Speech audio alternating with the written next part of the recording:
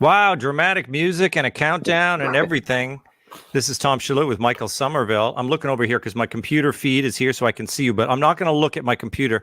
I'm going to look at my camera, even though I can't see you, but I'm going to look in the lens and pretend I can see you. I think that's best. Not spending too much time. It's like looking at the sun. You don't want to look at me too much. I think that's probably best. Yeah, that's good. Well, Michael Somerville, thanks for joining us. You told me just before going on, we had about 43 seconds before I started recording, and you said that you're kind of a tech phobe. Is that real? Not phobe, idiot. It's so sad because since the pandemic, you would think we all have a modicum of like we can know how to log on and do a podcast, and I get so stressed if it's not in a thing that I know, like a program.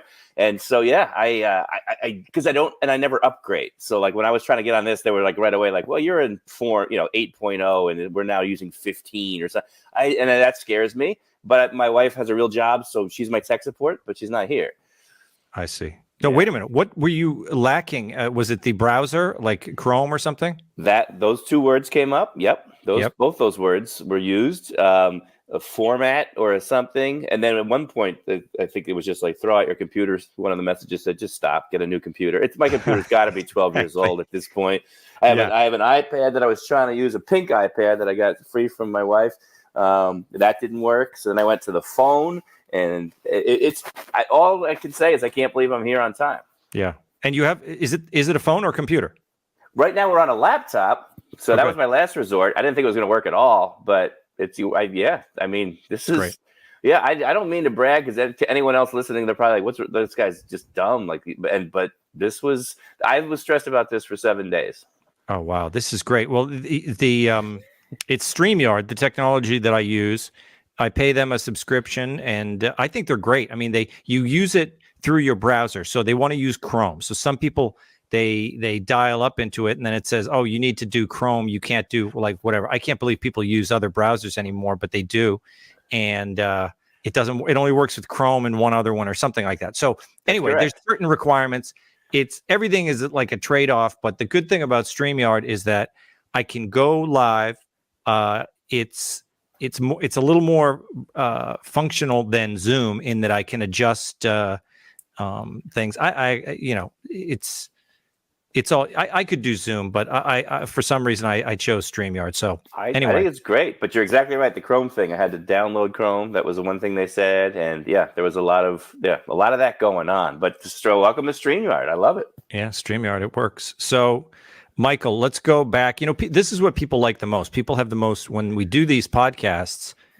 People are interested in how these comics that I talked to got started. That's always the thing that they want to know about. So I'm going back to when I met you, we'll say the Catch a Rising Star days, which was probably when you were just starting, and I was kind of in my second phase of stand-up. It was like round 2. Late 90s. Is that right? When did you get started? That's exactly right. Yeah, I came to the city in the 90s and started dabbling around, 96, 97 probably. And yeah, exactly. Catch a Rising Star used to do those great new freshly squeezed talent, right? That's right. Yeah. I forgot that name. And you were the pro. You were like the big, you were there from the very beginning of my career, actually. That's exactly right. Yeah, and you introduced yourself and you said, "Hey, I'm Michael Somerville," and we exchanged emails. It was kind of like that's the way when I got here in '91. First guy I met was Jim Gaffigan. We met at Cold Waters on the East Side. Oh wow, yeah. And he gave me his email. He was very nice, and it's funny when I talk to him about it now. He's like, "I can't believe I was even nice to you," because he wasn't. He was kind of a grumpy guy, like he was never, he was always nice, but he was not a gregarious sort of person. No, like curmudgeon. Yeah. So he did, though. He said, "Hey, we each watched each other's set. We had like 5 minutes each or something." And I said, "Oh, you're funny." And he's like, "Oh, you're funny. Here's my email. What other open mics do you do?" I said, "I'm really new in the city. This is the only one I've done." And so he said, "Oh, well, call me." So then I did call him at Gray Advertising where he worked. And he was like, "Jim Gaffigan." And I'm like, "Hey, it's Tom Shalhoub. We met, and he was like, "Oh, yeah, I can't talk right now." And he was like, "Just look up open mics, look it up." And, Good luck. Yes, he wasn't much help. But the thing is, he did give me the email. So I do, I can hold that in his favor that he did reach out. Does it still work? The same email address? Yeah, no, it was that was his AOL address. So I bet it does still work because Jim doesn't throw anything away. And my AOL still works. It's tshalou at AOL. I still have it, but I don't use it. I still have mine. Yeah. Yeah. But you paid it forward because that's exactly what you did for me. You were friendly and supportive. And I always say you and Steve Byrne were the two guys that I met that were ahead of me, doing better. They, had just been in the game and were so kind and so helpful when I first started. Yeah. Oh, that's great. That's great. Well, the interesting thing is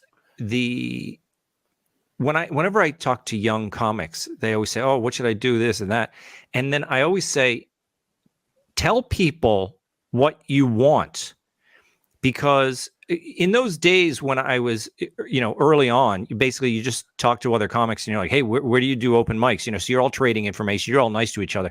And then as you go along, that's where the insecurities start to come in. And I can remember times when I was going to China at one point to do a gig and they said, can you just bring an opener with you? So I'm thinking, who am I going to have open for me in China? And it was John Bush because he was like a friend of mine. And, and he wouldn't mind opening. Like he was already headlining clubs, but I didn't feel insecure about being like, hey, Bush, you want to go to China? So, so we went to China. But the thing is, there's a lot of comics who you'd be like, well, I'm not going to ask that person because they'd be offended that they don't want to open for me. They're my peer, Right. And then there was things like, also you're going to China with somebody. You better make sure you like that. It's like a relationship. I know. You spend a lot of time, right? I've had a lot of relationships end on vacation. You don't want to go to China with a comic you can't stand. Yeah. And then I went back to China and I took Matt McCarthy, and that was another thing, like Matt, I was like, would you want to do this? Would you want to open for me in China? He's like, absolutely. So, it was, but these were, I was sharing an office with Matt McCarthy, we were kind of friends. So you don't mind kind of putting that out there. Like someone like Todd Barry, who, after I was already kind of headlining rooms, you get to that point of where nobody asks you to open for them anymore because they think like, oh, well, he's got his career going and he's not going to open for me, Exactly. But I told Todd Barry, I said, hey, Todd, just not for nothing, I'd open for you anytime, anywhere, because I just wanted to be around him and I wanted to, work his audience. Like he has a great following. Absolutely. And, so he was like, oh, okay, well, you want to come down to DC with me? Yeah, absolutely. So it was kind of like, that's a great example of the guys that I would have work with me, open for me when I was younger, were guys who said, hey, if you don't mind, I wouldn't mind opening for you anytime. And they would put it out there. Yeah, absolutely. That's a great point. And it's if you're working with someone you like or you want to see or you enjoy being with. I did that. I mean, Kevin Meaney was the great Kevin Meaney was in Bananas in New Jersey. It's got to be 6, 7, 8 years ago. I mean, maybe right before. I don't remember what year he passed, but and I love that guy. And I headlined the club. I was already a headliner, but I called the club. I was like, can I feature? Like, I just want to, and they're like, why? Because I just want to see them and meet them and hang with them and work with them. Yeah. And I mean, plus, by the way, it's so much low pressure. When you're used to headlining and you got to carry the show and end the show and do all that, I love featuring now. It's my favorite. Absolutely. Just give me 2025 where I can slip in some new bits and 100%. But that's funny you say that because I don't know if you remember this, but I quote you probably every 4 months to this day because I asked you what I needed to do as a young comic, a brand new comedian. You had one of my favorite answers of all time that I legitimately do that I was hoping it would come up today, and here we are. You said to me, I said, what do I have to do? And I always crash. What about this? What about that? What about this? What about that? And you said one thing. You said, get so funny that they know they're going to make money off of you. And I was like, that's amazing. And I thought about that for years and years and years. And I was like, yeah, just get work. Because it simplified everything. It crystallized it. Just don't worry about that. Don't worry about this. Don't worry about that guy. You just get so good that the industry knows they're going to profit from you. And I was like, and that's really interesting that you liked that advice because I think a lot of young guys, if I had said that, they would say, well, a lot of good that does. But yeah, of course I want to get so funny. That's the whole goal, right. That they would take that as like, that's not what I need. I need to know whose number I can call to, well, that's get me on TV. That's so true, but that still exists, right? But that was what I loved about it. I'm a hard worker. I went to, I worked hard in school to get good grades, and then I worked hard to get a good job. I worked at McCann Erickson Advertising, much like Gaffigan, who went into advertising. So to me, that made sense. Like, oh, I can control that, because that's what helped me. Like, don't worry about that guy and this thing, and how do I call and how do I backdoor this? It was you work your ass off, and you're going to have success. That's basically what you said to me, and that resonated certainly with me. And to your point about who do I call, one of my favorite stories, when I got my first Letterman in 2012, I'll never forget this guy, comic I didn't know that well, but it was like, hey, man, hey, good. How'd you get that Letterman? Like, because everyone asks you that all of a sudden. How do I, they want. How'd you get that? Yeah. And how'd you get that? My favorite answer, and it was an absolutely true answer. I started telling this because he pissed me off the way he's like, you could tell what he wanted. He just wanted, And I said, oh, well, in 1998, I went to an open mic and I met this guy that started, and I just started telling the whole story of how I got Letterman in 2012. I met this guy. We kept in touch and we became friends and this and that. And then 2002, he needed an opener. So I went on the road with him and he was really helpful. And he was just getting so confused going, what do you, I said, how'd you get Letterman?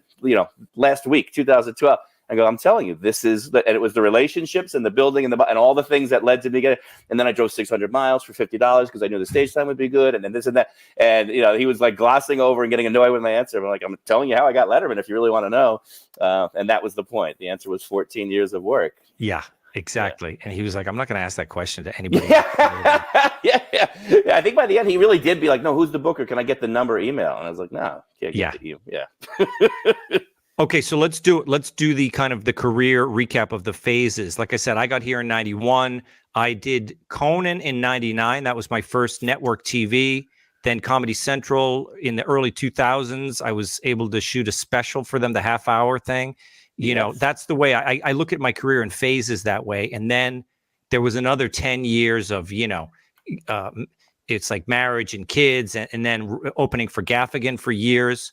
Then I got Red Eye in 2014 or 15. Yeah. And and that was my broadcasting phase. That's what started it. So I want to kind of go through your phases. I know you kind of look back at the different eras of your career. So late 90s, you're working, you're doing the freshly squeezed talent at Catch. What was the first big break that you think of in your career where things started to change? Well, they always say, right, there's never one big break. It's a series of little ones, a lot of little opportunities. First of all, I love the way you call it phases. I've never heard it put that way. When you just said you're in your second, you said your second phase, you just said before? Well, my second phase was when I met you. That was phase two, when I kind of like... I think a lot of women in the world would call that a phase two. Meeting Michael Somerville was a phase. Yeah, it's just a phase. That was a phase. No, my phases are this. I'm going to tell you my phases, and then that's why you can kind of like I want to track them. Yeah. So it's new comic phase, and that was basically 1991 to 97. Then phase two was when I really started working the clubs more, and I was working with guys like Louis and Geraldo and Attell, alongside those guys for once. Like before, it was always like they were the real pros, and I was still like doing the the open mics and everything. Yeah. So that was phase two. Phase three was after I got my first TV spot, and then then Comedy Central, and then phase four was touring with Gaffigan, and then phase five was my broadcasting career. So that's the way I kind of look at it. That's a heck of a career, by the way. That's a nice progression in terms of phases. Yeah, I like that a lot. I hadn't thought of my career that way. I just I just failed at something. So well, look, I'm going to give you some phases. So there's a phase where you're working freshly squeezed talent. Then there was a phase when you were like working like the single dude, like the magazine. You were a contributor to the magazine. When did that happen? You're right. Okay. So you're right. I opened up. I was doing a lot of bringer shows like we always do. The advantage I had was I was working for a company. I still had an advertising job. So I could just send out an email blast and get 15, 20 people almost any given night to come from where I worked to be like, oh, he's got to bring 5. He brought 25. Yeah. So I got stage time a lot that way. But the jump, I would say, I quit my job in 99. So I started working in advertising in 1994, right out of college. I dabbled and messed around with stand-up, but I was like, it wasn't hard I had a paycheck, didn't make a lot, but I didn't have to go to the club. So I wasn't hanging in the clubs all night. By 99, I realized I got to dive in, and, not that I was going to go hungry. My family lives in Jersey, but to do stand-up, if you really want to do it, make yourself, don't have that paycheck to rely on, make it so you have to work. Yeah. So that was a big step in 99, quitting my job, got my first job ever outside of having a career. My advertising career was, I sent this tape to an entertainment company in Long Island, a tape of my stand-up. They called me within a week. That was when we still mailed VHS tapes. Yeah. And I sent like 100 VHS tapes. This company in Long Island, entertainment company, called me, said, we got a gig for you. It's at the World Trade Center, of all places, a Christmas party. And I was like, this is amazing. They told me the name of the company, and I was excited. It was a tax company or whatever it was. And I prepped for 3 weeks, just looked this company up, material, all this stuff. I show up at the gig, and they hand me a trunk. And I go, what is this? And they go, that's your costume. I wasn't hired to do stand-up at all. I was going to dance around as an orange bear on the dance floor to try to get these, like, these stuck, like, very conservative people to try to get on the dance. My job was to literally just wear this orange bear costume the whole time and try to get people to come on the dance floor. And so that was a phase. That was classic. Do you remember the company? I don't remember. I wonder if I could go back and on my AOL emails and find the old. I don't remember it. Something like they were always like Entertainment Unlimited or something like that. The name of the. Oh, I thought you meant the name of the company. No, High Voltage Entertainment. High Voltage. Entertainment. And they still exist. They emailed me. They were having like a 20 or 25 year anniversary party or something. They emailed me like a couple of months ago. But yeah. So I don't know how that defines phase, but that entered my phase of, wow, this is going to work. But I'll never forget, much like I said about your advice to me early on, is I looked at it. I had a moment. And I said, I'm going to be the best damn orange dancing bear they've ever seen. And I was sweating. My eyes didn't match the eye holes, so I couldn't even see. I had to like turn my head to the left to see out the eye holes because they're made for like an average person. I'm 6'1", so yeah. Oh, and the neck didn't come down, so you could see my neck the whole time. That the head didn't, it was. Oh, really? It was. But everyone was a bunch of accountants, so they weren't.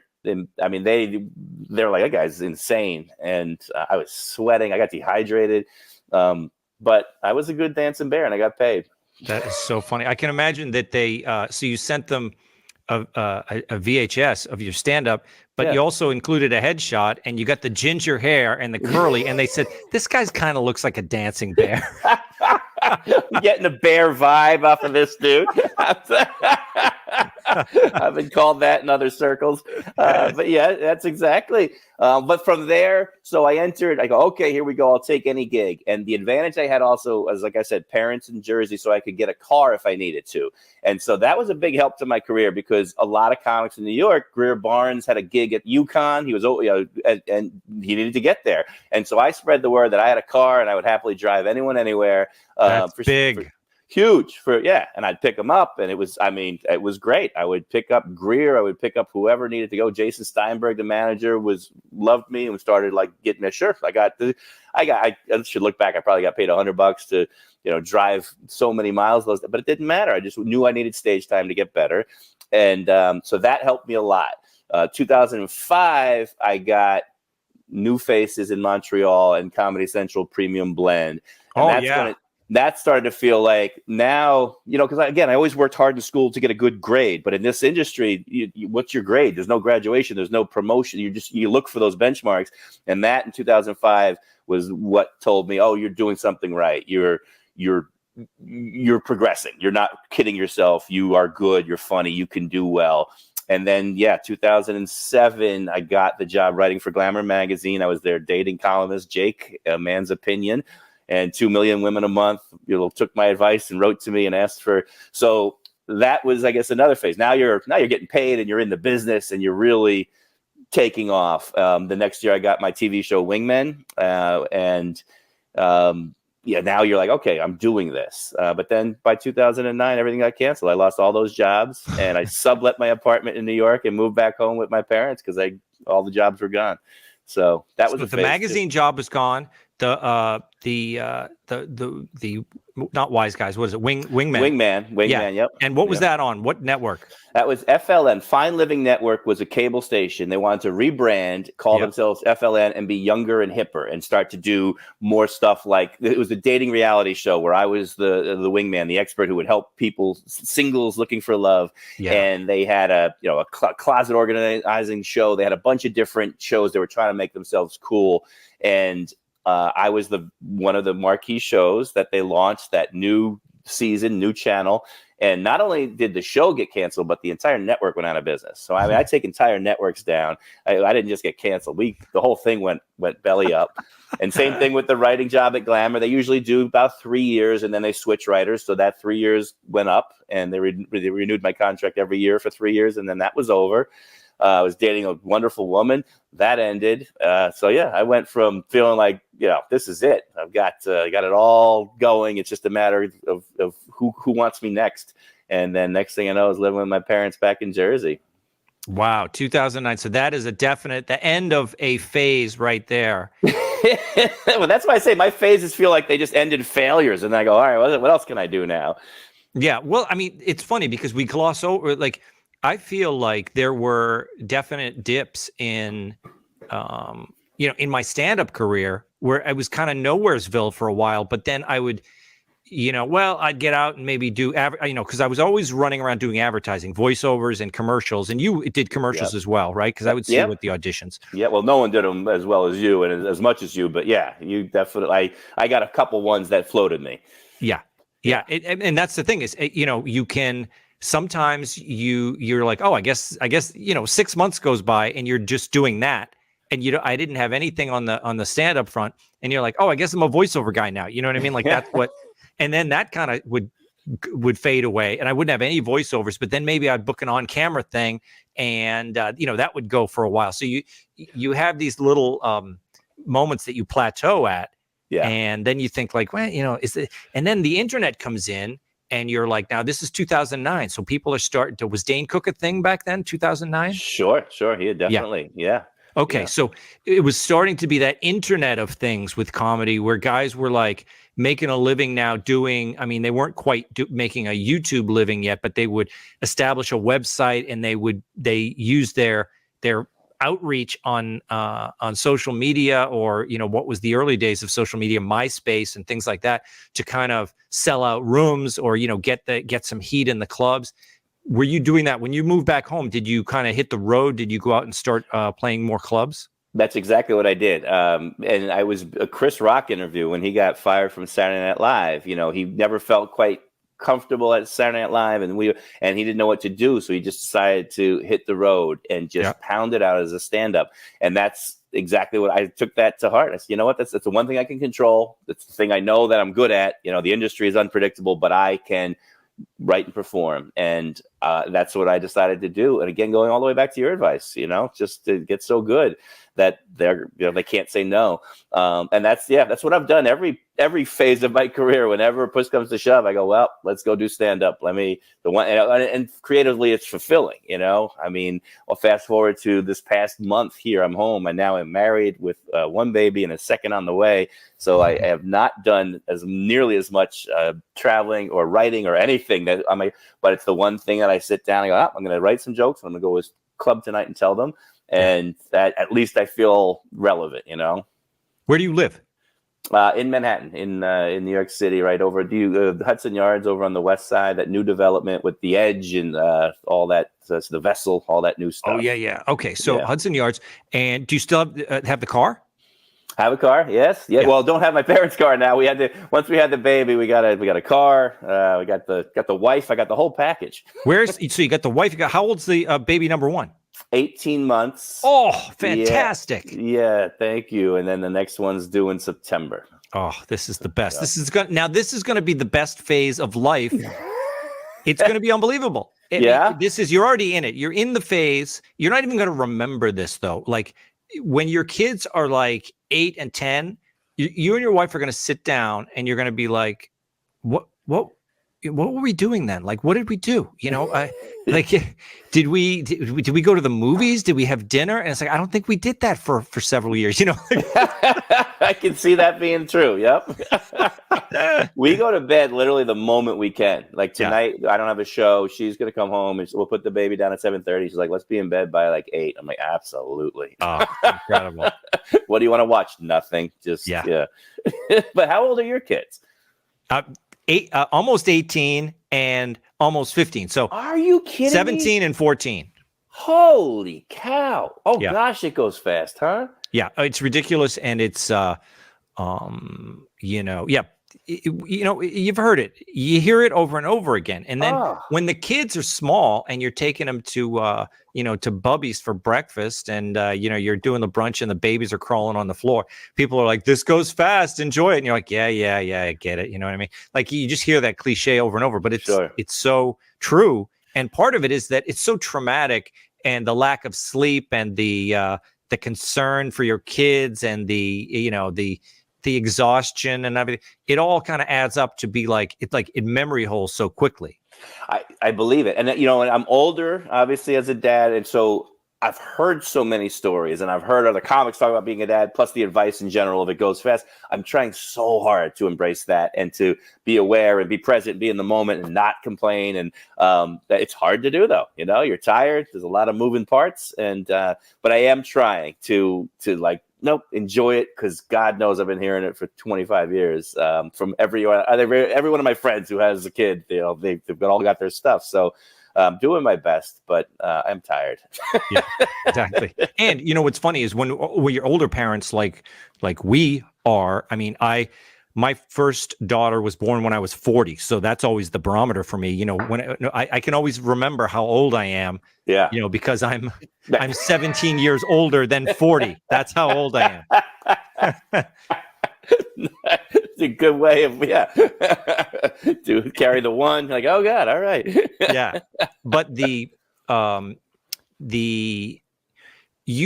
life goes faster as you get older. So I think if you have kids when you're 20, your life is still just kind of cooking along in second gear there, but like it's racing faster and faster. So when you have kids in your 40s, your life is going fast anyway because you're getting old.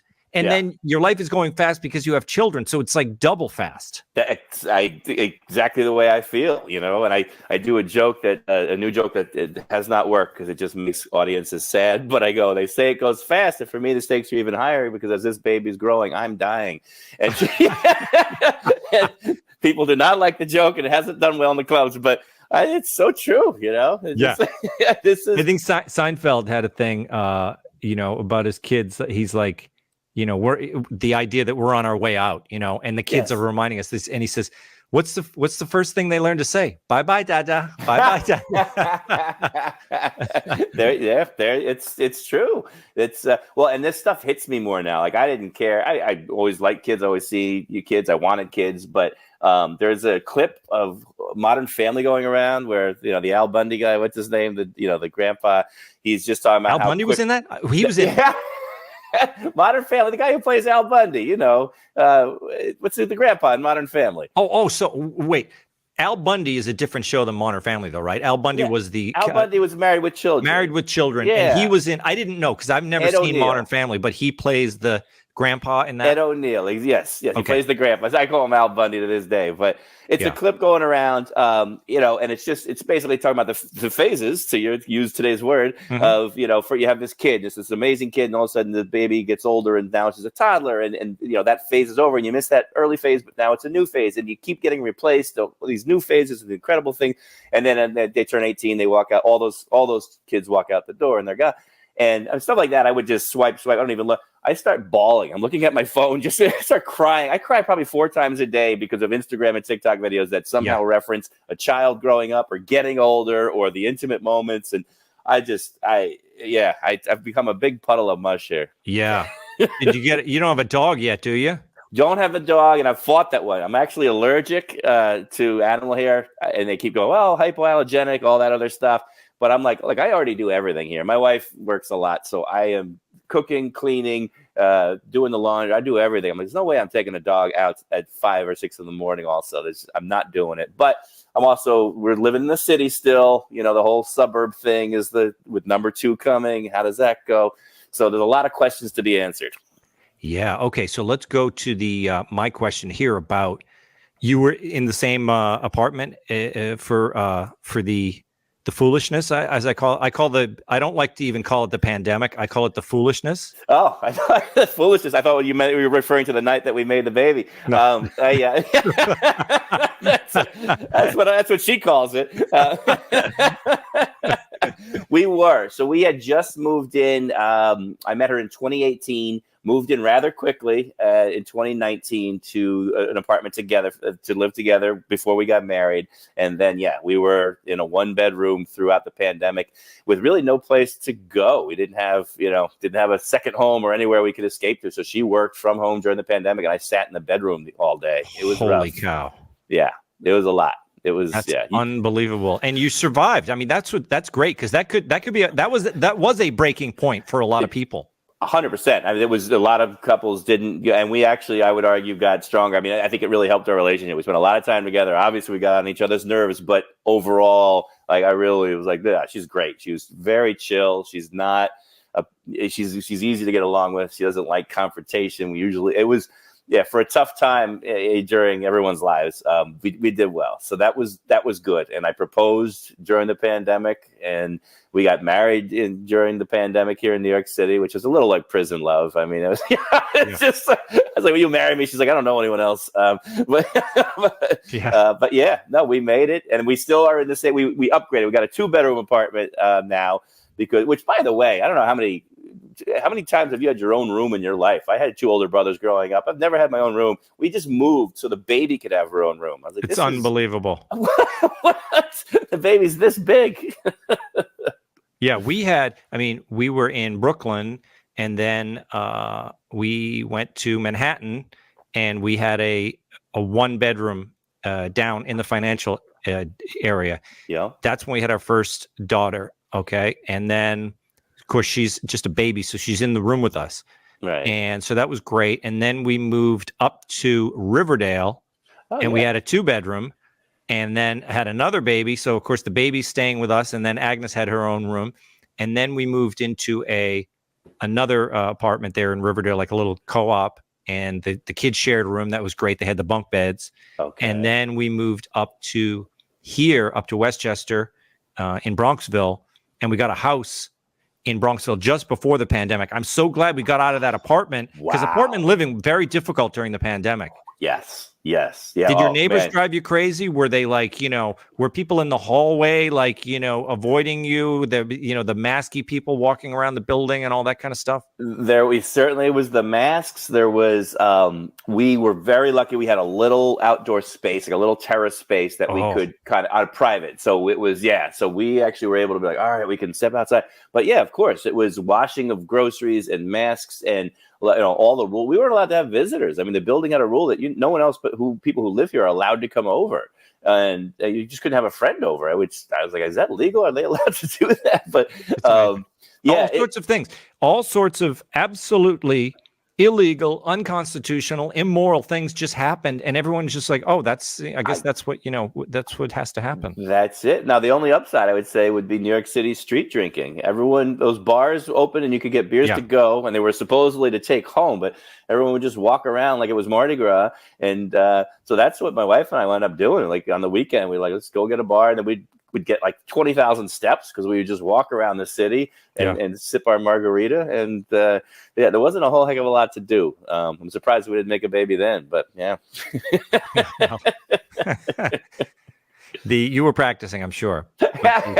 Whenever I was allowed. Foolishness. Yeah. Yes. The foolishness. But we were so lucky, because we moved up here, and then we have this homeschool community of it's like a kind of a Catholic homeschool group, and none of them fell for the foolishness. So we were able to have all these friends. We ignored all COVID rules.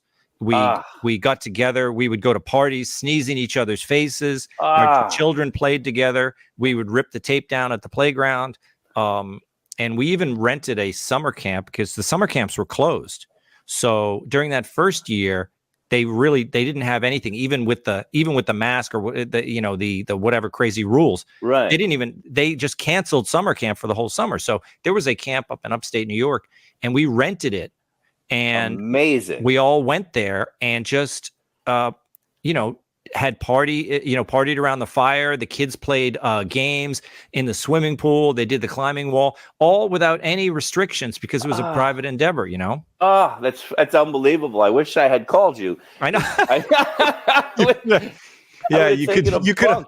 We would have had you put that bear costume on and come entertain the kids.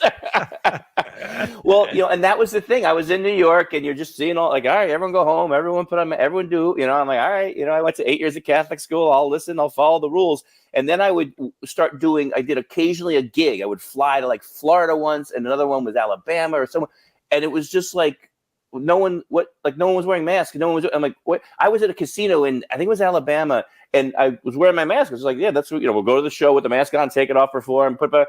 And no one in the casino was wearing the mask. And this one woman was like, what's with the mask? Like, what do you like she hadn't gotten the news yet. And that was the first insight I had to like, oh wow, the whole country's not doing this. Yes. Like, it's just us in New York it's like the whole country got grounded, but some like with stricter parents in some states or something. Yeah. And I wish I'd known, because and now it's like, so you see it sometimes, like they're coming back, and everyone's like, really, you're really going to start doing that again? Why? Because the election's coming up, or is that is that what we're doing? Or I think so. They may try to do that for the fall, because that's going to be flu season anyway. People will start getting it, so I'm sure they're going to try to do some things, but they'll never be able to do that again. Nah. That's why I call it the foolishness. It was just such a mass hysteria and such nonsense. And I think there's a lot of people obviously who still buy into it. You see people who are ready to kind of go back, but some people never came out. Yeah. But it's now I don't think anyone's going to fall for that again. It was you couldn't do it again. Yeah.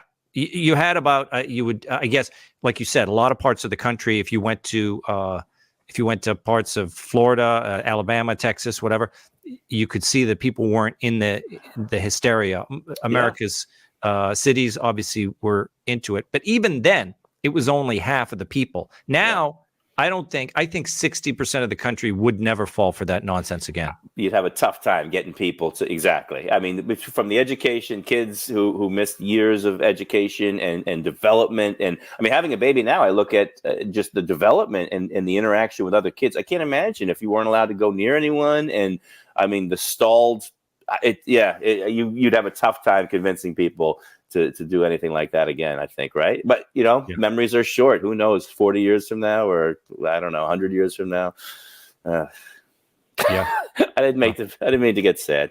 No, it's this is what, I was ready to go, like, to completely go, like, Unabomber, except without bombing people, like get the cabin completely cut off from the grid. Yeah. I was done with society. It was such a disappointment. I mean, it still is. And it's still, I used to actually believe in our culture. I believed that we would never, I remember going, when I told you I went to China. When I went to China, there were people with masks on in, 2007 or something. Yeah. And I remember saying, oh, well, that would never happen in this country. We would never do that, because we value human interaction too much. We are a social culture. We need to see faces, right? And we would never cover our faces. We used to make fun of people in the Islamic world for all their face coverings.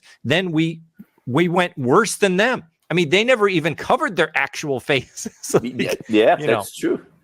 Well, you used to see that here in sometimes the Chinese, they would come to New York too, right? And they would wear the mask, but that was for pollution though, right? Isn't that their reason over there, like initially?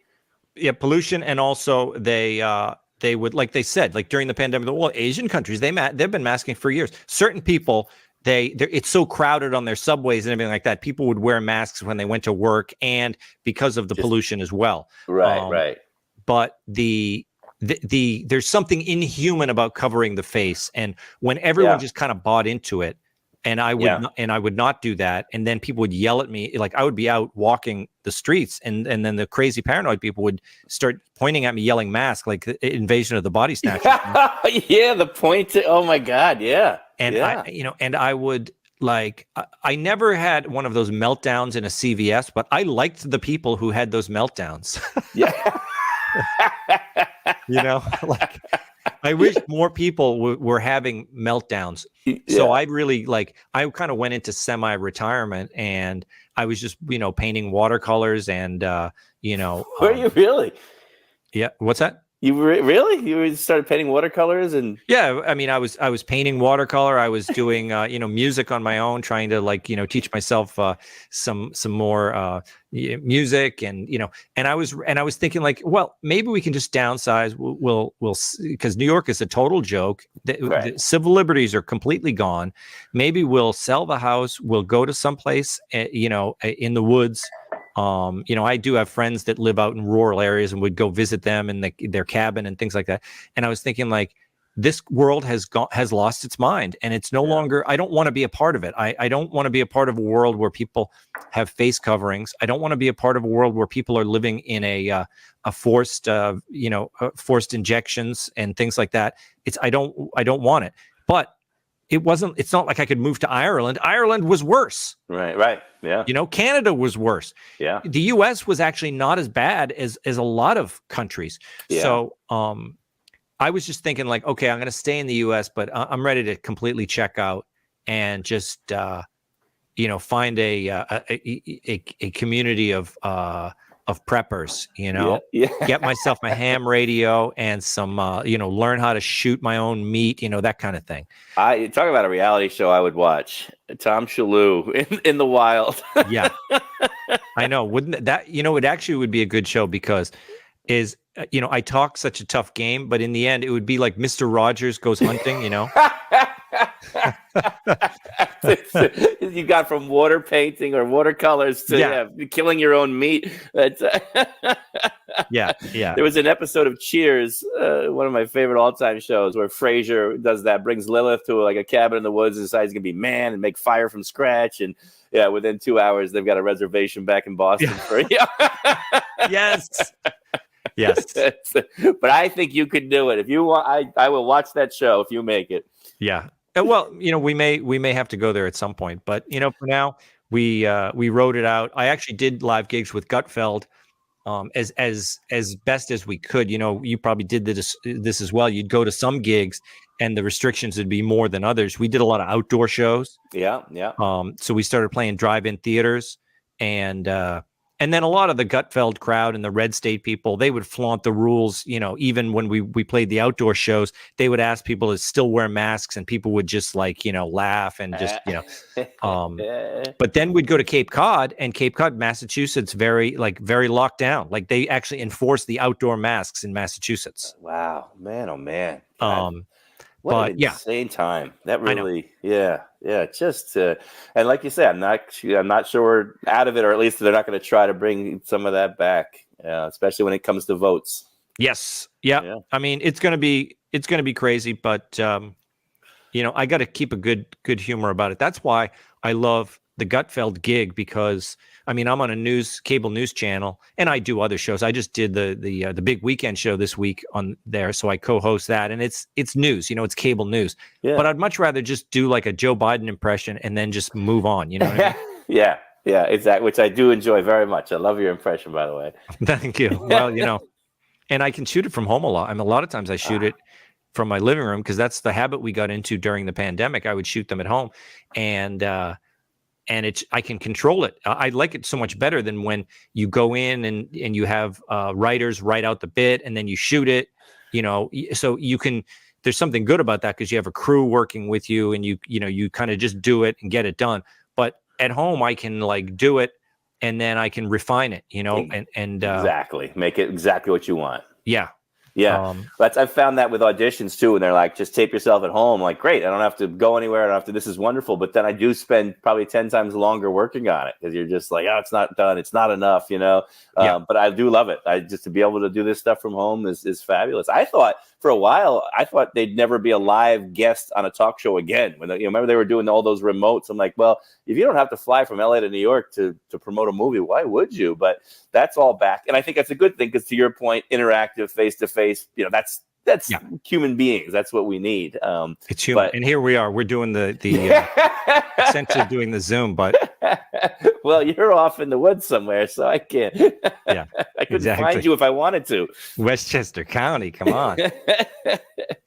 Well, that's great. Hopefully, we'll get to. Maybe we'll do some stand up together at some point. I would love that. We should keep in touch about that. I just did City Winery about a month ago. I've been doing my solo show. I wrote a show about my family, my parents, and I've been kind of doing that around.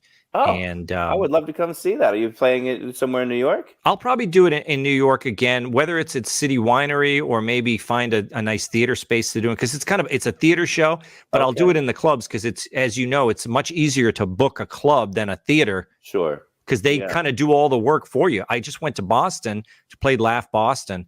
Yeah. And they have built-in marketing there, and they have an audience mailing list, and just people. You do a show there, the booker books it, you show up, and then the audience shows up. But when you play theaters, you really got to kind of turn out every person on your own. It's a bringer show, right? Yeah. Yeah. Yep. All the way back to the bringers. Yeah. Yeah.